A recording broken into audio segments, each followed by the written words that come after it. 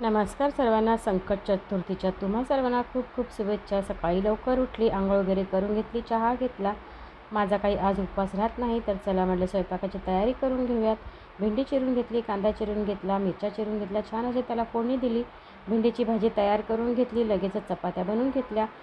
अलीकडेच भात शिजवायला ठेवला होता, त्याचबरोबर भाताबरोबर काहीतरी वेगळं काय बनवायचं, तर डाळ बनवायचा कंटाळा आला होता. नंतर मग लगेच मी एक कांदा चिरून घेतला, मिरची चिरून घेतली, एक टॅमॅटो चिरून घेतला, चांगला फोडणीला दिला आणि मस्त त्याच्यामध्ये एक चमचा बेसन कालवून घेतलं आणि त्याच्यामध्ये ओतून दिले. थोडंसं पातळ बनवलं. स्वयंपाक तयार झालेला होता.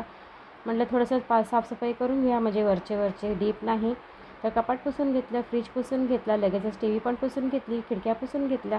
जेवण इथं रेडी होतं. जेवणाची वेळ झाली होती. जेवण वाढून घेतलं, मुलाला जेवण दिलं आणि लगेच मी पण जेवायला घेतलं.